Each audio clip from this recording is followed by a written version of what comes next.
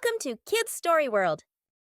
आज की हमारी कहानी का नाम है जंगल का रहस्यमयी चोर।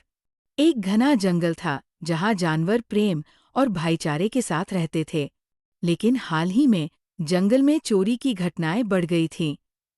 कोई रहस्यमयी चोर जानवरों का खाना चुरा रहा था। ये रहस्य सुलझाने के लिए चालाक लोमड़ी, फिन्नी और होशियार बिल्ली मिन्नी ने मिलकर इस मामले की तहकीकात करने का फैसला किया। एक सुबह जंगल के बड़े पेड़ के नीचे शेर राजा की सभा लगी थी।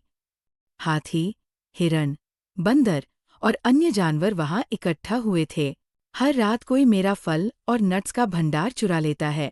गिलहरी चिंकी रोते हुए बोली, मेरे शहद के घड़े भी गायब हो गए हैं। भालू भोला ने शिकायत की। सभी जानवर चिंता में पड़ गए। जंगल में अब तक कोई चोर नहीं था। हमें इस रहस्य को सुलझाना होगा। लोमड़ी फिन्नी ने कहा। बिल्ली मिन्नी भी आगे आई। मैं और फिन्नी मिलकर इस मामले की जांच करेंगे। रात को फिन्नी और मिन्नी जंगल में घूमने लगे। उन्होंने गिलहरी चिंकी के घर के पास अजीब पंजों के निशान देखे। ये पंजे किसी बड़े जानवर के लगते हैं, मिन्नी ने कहा। उन्होंने आगे जाकर देखा कि मधुमक्खियों का छत्ता टूटा हुआ था। कुछ पत्तियों पर खरोंच के निशान भी थे। लगता है कि चोर बहुत चालाक है, फिन्नी बोली। वे दोनों चोरी की जगहों की निगरानी करने लगे। रात के अंधेरे में उन्होंने देखा कि एक काली छाया धीरे धीरे जंगल में सरक रही थी। वो देखो, मिन्नी ने फुसफुसाते हुए कहा।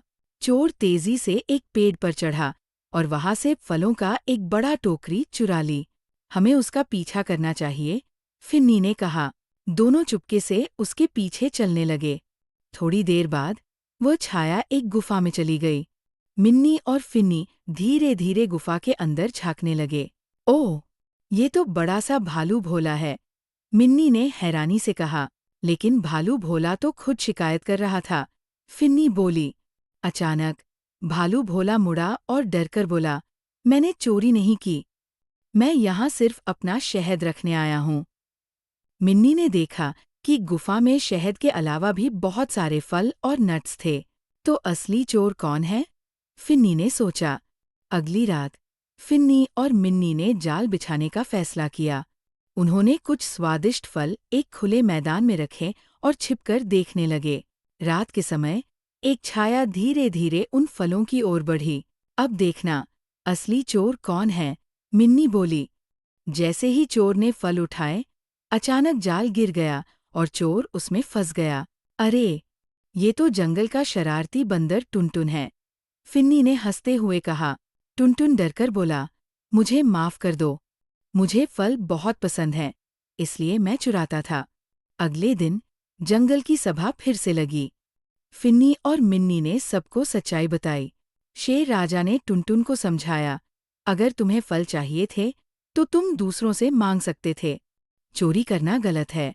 टुनटुन ने शर्मिंदा होकर कहा, मुझे अपनी गलती का एहसास हो गया है, मैं अब से मेहनत करके अपने लिए फल जुटाऊंगा। सभी जानवर खुश हो गए। बिल्ली मिन्नी और लोमड़ी फिन्नी को उनकी बुद्धिमानी के लिए जंगल के सबसे समझदार जासूस का खिताब दिया गया। सिख चोरी करना गलत है और इसका परिणाम बुरा होता है। समस्या को हल करने के लिए धैर्य और समझदारी जरूरी होती है। दूसरों के साथ मिलकर काम करने से समस्याएं हल हो सकती है। ऐसी और कहानियाँ देखने के लिए हमारे YouTube चैनल को लाइक, शेयर और सब्सक्राइब करें।